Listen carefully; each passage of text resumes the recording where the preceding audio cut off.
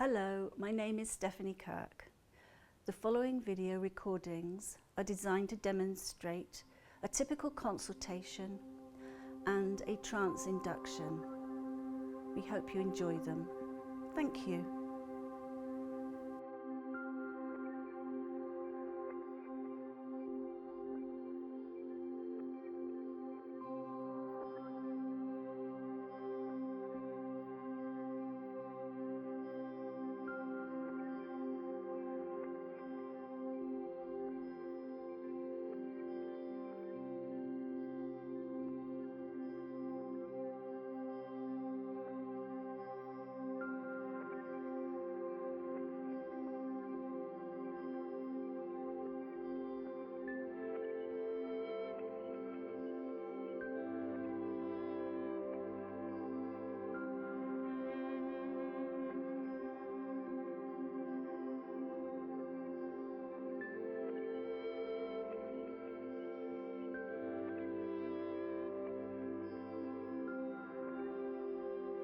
Right. Okay, well, we've already had a little bit of a chat, haven't we, Jazz? Jazz, thank you for coming here today. Have you ever seen someone like me before? No. Right, so before we start getting into the detail, let me explain some really important things for you. I work to a code of ethics, and a large part of the code that keeps people safe is the confidentiality. So just to reassure you, that any information we share stays here, it doesn't go anywhere else. There's 3 exceptions to confidentiality, however. So the first exception is if someone, and I'm not sure if it's you or not because we haven't discussed, but just let me highlight it. If someone comes along and they are persistently threatening self-harm or harming someone else, then at some point I'm not able to keep that confidential. We have to find another trusted outlet for that sharing to take place. If someone's broken the law, I can't keep that confidential. An example of that would be if someone was coming along because they'd committed a crime of some sort and they wanted to release some distress around that. I'm not obliged to keep that confidential. We can't keep that confidential. And sometimes, unfortunately it happens, hasn't happened to me as yet, thankfully, touch wood, if someone takes their life, sometimes the coroner calls for notes. So that's the other exception to confidentiality. So now, having said that, you can be reassured that whatever you disclose stays here today. But can I ask you, before we begin, to help me with filling out these details? These are kept on file, and again, they don't go anywhere else. If you can just complete those.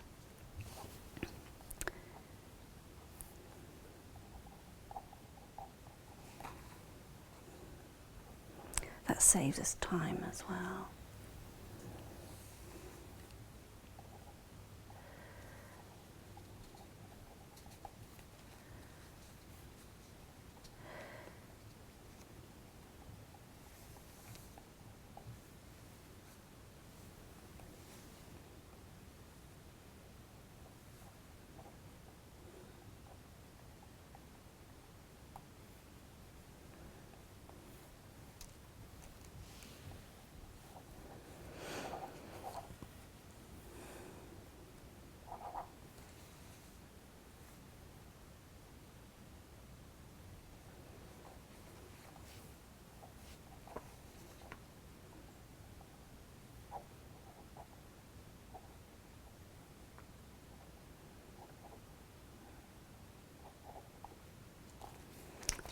Thank you very much.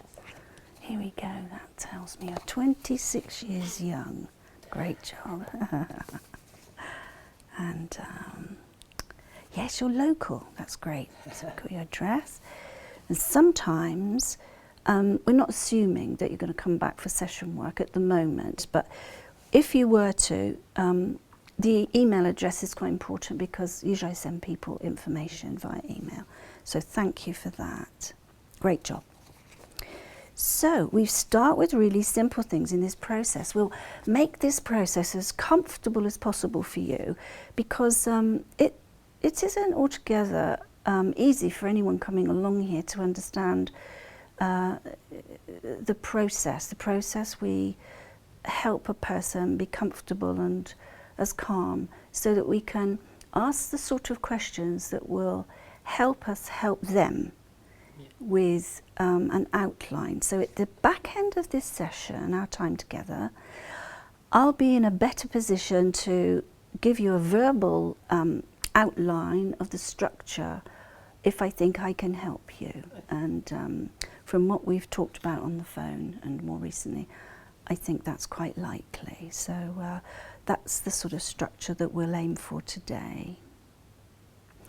Now, I've got your age, your address, and do you have any children at the moment? Yes, two. Two, right. Boys, girls? One of each? Son, daughter? Right. So that tells me about your family. And your occupation? Yes. Mechanical technician. Mechanical tech. That sounds complicated. Mechanical technician. Do you enjoy your job? I do now, yeah. It's not part of the difficulty that's brought you here? No, not anymore. Right. Good for you. It's important, isn't it, that we enjoy what we do? That's it, I can spell today.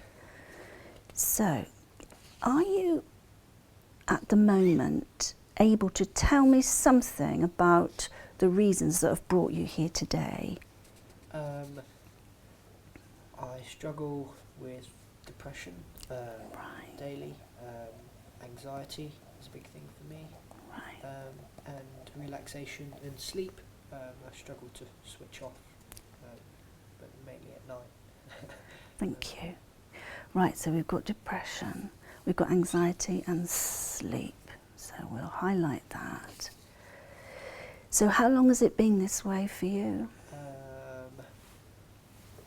It's been this way, without me really knowing, about 5 years. Really, 5 years, okay. But yeah, more recently it's been about 2, like with current events and stuff. Went through a divorce and a breakup and that, so yeah, it's been challenging. Right. So you've been through a divorce. How long back was that in terms of time? A couple of years, did you say? 2 years ago. 2 years. Yeah. Thank you. Right. And your son and your daughter. Do you still have contact with them? Yes. That's contact. That's good. And that's good for you? Yes, yeah, it's wonderful, yeah. It's good. So let's get down to some details then in a way that will help you. Can you tell me, are you on any medication at the moment? Prescribed meds? None. Okay. Do you have any allergies that you're aware of? Yes. Do you? Yeah, penicillin. All right, that's important. Yeah. Elastoplast. Elastoplast. Do you wear any sort of health bracelet? No, I don't actually. Okay, okay, I just wondered. Yeah. So you've got penicillin, allergies around penicillin and elastoplast. Have you experienced any accidents or illnesses that have hospitalised you in the last 12 months? No, good. Right. Have you ever smoked or do you smoke? I have smoked, but I don't smoke anymore. Good. How's it in the past? How did you stop?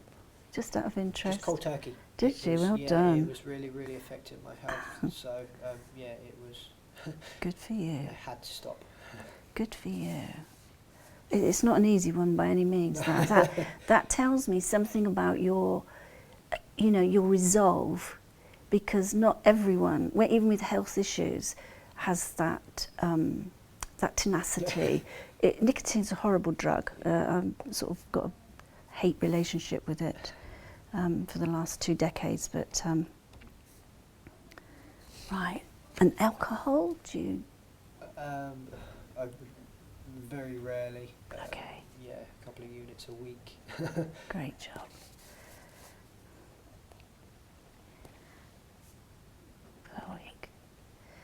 Now, at the moment, say in the last month, how would you describe to me the way you eat, what you eat, patterns of eating, anything around eating that is important? For example, do you mainly eat from fresh, or do you have convenience foods? What sort of nutrition do you get? Well, I try and eat as healthy as possible, but sometimes it's quite challenging with my job and stuff. I'm on the road quite a lot, and a lot of driving and that. But yeah, I do try and eat as well as possible. I've recently got my appetite back, which is Right. is good. Yes. So you lost your well. appetite? I did for about a year. I was That long? About 1 meal a day. Right. Yeah. Okay. I didn't really want to eat. Yeah. Okay, so that's sort of resolving its appetite. Yeah, that's slowly. It was around appetite. Has come back. Well done. I forgot to ask you, when you stopped smoking, how long back was that? That was 8 years ago. 8, brilliant. We like to form this timeline. It helps me to then understand, when you've left here today, the timeline of events, of how things have happened for you. I have to bring it together in order to write the care plan, which is something I'll verbalise but also send you in writing. Okay. Okay, so that was 8 years ago, stop smoking. And you got your appetite back a year. It was a year, it was absent, and then it came back recently? Yeah, recently, within the last couple of months. Couple of months. Good for you. Couple of months. A relief. It's horrible without appetite, isn't it? How can you have interest in anything nutritious without having the appetite in place? It's I train as well, so I do like obstacle races and courses and stuff. So yeah, I was eating very little and training very hard. So training. What did the training involve? Physical exercise. A lot of running. Oh, physically. So you. Do you enter competitions for that? Or? No, so it's just for enjoyment. Yeah, Okay. Just for pleasure. Training, running. So you're doing that at the same time, and that was tough on your body then. Yeah. So yeah. Okay. So my next question, in terms of exercise, you do regularly. Yeah. Yeah. Daily, weekly? Daily if possible. Right, okay, if possible. Quality of sleep, and I know you mentioned this in the beginning, but how would you describe what happens for you with sleep? Sleep is a big factor for me, so I can get to sleep, I can get off to sleep instantly, but it's the staying asleep and the quality of sleep that I lack. Right. Staying and quality. So what about the quality? How would you describe that? What is it? It's very bitty. I mean, I wake up almost every hour. Right. Bitty, yeah. So yeah, I mean, I kind of don't get into the stages of deep sleep. It's almost, by the time I'm in there, I'm waking back up again. Right. Do you know if you have any dream sleep? Do you ever remember dreams? It's rare. Yeah. Well, strangely enough, one of the suggestions that we use a lot in everyday, ordinary trance session work, doesn't matter what the person comes for, if their sleep patterns are compromised, we suggest dream sleep. When the anxiety levels decrease, that natural relaxation from the mind helps the body. And so dream sleep is more possible. So I'm optimistic about that now. Quality of sleep, I think we can help you change that with simply learning how to use your mind to help your body relax. It's not altogether an easy thing to come across. You know, if you, it's not something you can go on Google or YouTube or something. What you ideally need is something that works for you, and that's what we'll do our best to see if we can find for you, help you search for that. Right, Jazz, any medical operations in the last 12 months? Not in the last 12 months. Okay, brilliant. No. Now the next set of questions are really important for using hypnosis. We always, when we work with a person, the first rule of thumb is do no harm. So in that sense we have the same ethical consideration as medical practitioners, do no harm, but we stick to it, okay? And so I'm going to ask you, do you have any history of epilepsy that you know of? Great. Any heart disease?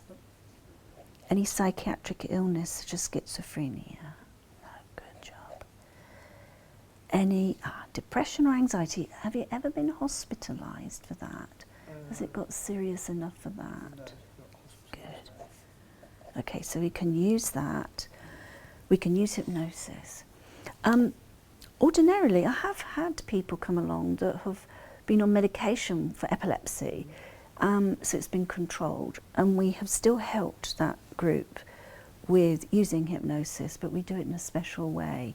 So we're always working towards the ethical practice of what we do in order to help people. Just to reassure you. So this is okay to use hypnosis.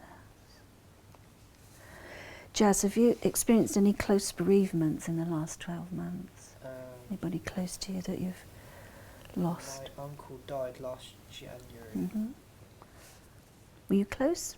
Not as close as we could be, Okay. but he was quite a big character within the family. So, Right. yeah, he was like larger than life, literally as well. So yeah. That sounds very interesting.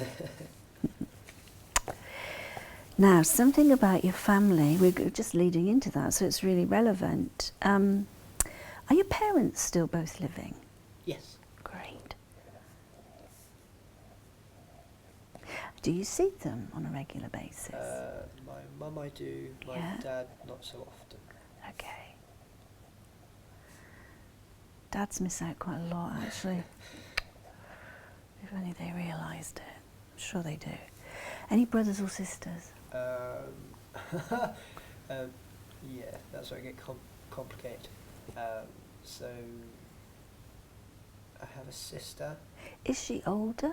No, she's younger. She's younger. One sister? One sister, Mm-hmm. but my sister is transgender, so it's now a boy. So I Okay. class him as a brother. Yeah. Right. Sister, brother. So yeah, and then I have a half brother and a half sister. Transgender. Was it complicated for the family? Can I Yes. ask? Yeah. Yeah. So. But do you think you've managed as a family to come through that now? Yeah. Yeah. I On have. the whole? Yeah. Yeah. Yeah. Good. These things in life are sent, aren't they? Yeah. Yeah. So any brothers? Yeah. So I've got a half brother. Step-brother? So no, he's a half. So same dad, different mum. Right, half sister and a half brother Yeah. and another half sister. Sort of complicated. That's fine. In your family, as your family, if it, you know, all families have challenges, you know, it's beyond description sometimes. But if a family stays together and holds as a unit, then given time, usually they end up being stronger for the experience that's challenged them. So would you say that about your family? Yeah, definitely. You want to be in your family still, Yeah. regardless. Yeah. This is good. That helps me. That helps me understand your situation. Close friends and mates. Yeah, it's that is a really tricky one. So I've got 2 best friends, and they both moved away, but we still keep in contact. Good. But with the theatre society that I'm in and stuff, people come and go. So it kind of chops and changes. Good for you. That's good. That's a highlight. You can imagine sometimes visitors come along here and they may not have such good social support in their lives. That makes a difference to how we structure sessions. So it helps me to know that you have some close friends, you're actively connected to quite a few people. Yeah. So in the social sense, this is a strength. Butterfly. Butterfly. Social butterfly. Social butterfly. Now, big question, simple I think. On the whole, would you think you're an optimistic person or a pessimistic person? Ooh, that's a good question. Because it's really all or nothing with me. Is it? So you're either one or the other? Yeah, it really. So you're not in the middle? Day to day. No, it is. And it varies from day to day, whether you're optimistic, all or nothing, pessimistic, yeah. all or nothing. Would you like that to be any different? Or is this part of you that you want to have as... I would like to be more optimistic. Okay, so more we'll put... regular, if that makes Yeah. sense. I More would consistent. Like to get, I wouldn't like to get rid of the pessimism, because I think that that kind of strengthens things. Because without that, you wouldn't have the optimistic part. So we'll put that on the remit then, for strong consideration, more optimistic and more consistent with that.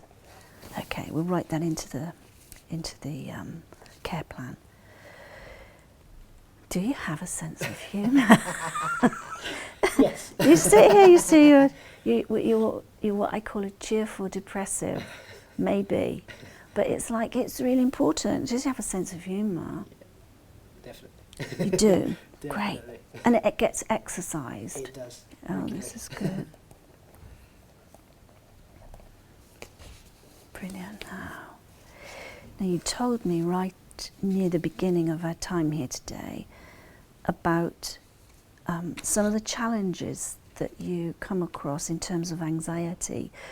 Do you have any awareness of the symptoms that come with anxiety when it affects you? What would the symptoms be for you around anxiety? Specifically? Yeah, Like, so if it's at all possible to pinpoint. Yeah, so like a trigger is messages from like my ex-wife, because So you've my got- children are so young, we kind Right. of have to stay in contact. Yeah, And that triggers a lot. That is a big trigger. right. So that could be via your phone Yeah. through technology. Yeah. So anxiety for you is triggered. What's the age of your son and daughter? So my son is 3, 3. Yeah. my daughter is 1.5. Oh, that is young, isn't it? Oh dear. Right. Okay, that helps me. Thank you. So, technology. So, how does it influence your well-being? When that buzzer or whatever it goes off, what response do you find you make? Is it a tummy thing, a head thing? Is it a heart rate thing? Or just press my mic. Yeah. So yeah, it's definitely a heart rate. Heart tummy rate. thing. Yeah, when it feels like Right. the stomach goes. Like when you Stomach. go over a bump, Yeah. suddenly, yeah, you definitely get that. Okay, that helps sinking me. Feeling. Yeah, heart rate increases. You see, this is what we call a flight or fight response. It's a bit of a stress thing. And when we help a person use on a regular basis hypnosis, they're able to dismantle such responses, which become habits after a while. It's really easy to get into the habit of having a tummy that goes over when your phone goes off, and a heart rate that increases because adrenaline is pumping into the bloodstream. So I'm optimistic that again we can help you with anxiety responses so that we dismantle that response and help you put in place a calmer, more head intellect way of dealing with whatever. Dismantle.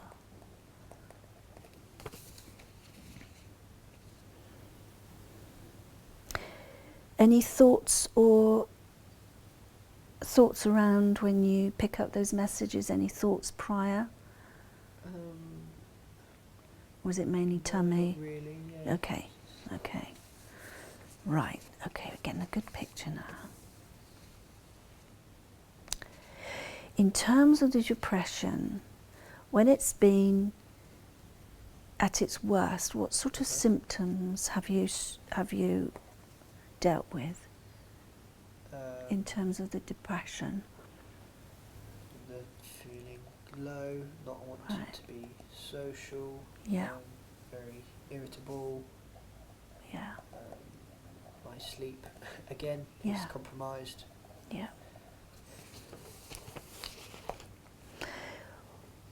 In the last month, where would you say you are with your depression? Is it at its height? Is it at its lowest? Is it in the middle somewhere? It's quite stable. Stable. It's quite stable. If you came back for session work, what would you want to have different with regard to the depression to what it is now? So I regard them as green and red days. So I'd rather more green than red days. More green. I don't like the terms good and bad. Yes. I think Good it instantly one. puts a picture. Green. It's just something about the Red words. days. Yeah. How long have you been using that green-red day system? Quite a while. Good for you. Yeah, something that I wrote into my blog that I write. So that was kind of a release for me because I struggle to talk to people about it. So that was a kind of a release for me, and that was a thing that I found worked. So I'd be like, "Are you having a green or a red?" And that was just a way of me communicating. Because I struggle to communicate. This is one of the downsides, and I'm sure you know this. A depression will want to shut us down and cut us off from other people in the world. Loved ones, near and dear, suffer too. And the worst, I would say as much as in a different way, and it's all what was I meaning to say? It's an unspoken cost in terms of relationships, I believe, that if you live with someone who suffers with depression, it's not an easy thing by any means. Okay, so at the moment, Jazz, are you in any other relationship, intimate relationship? Yes. Right. So it has a new partner. Right. And how young or old is that relationship? How long is it? How long has it been? Yes. About a year and a half, 2 years. One and a half to 2 years. Good. So this is something that's positive in your life at the moment. It stands out as positive. Very much so. Yeah. Just my rock. Good. When a person comes along and goes through this process, they go away, hopefully, with an idea that it's not all doom and gloom. And, we highlight some of the better parts of the person's daily life. And the remit is to highlight what needs attention. So there's going to be some things you go away with from this process today, feeling more optimistic about than maybe you anticipated. If I asked you, Jazz, would you be able to tell me anything you like about yourself?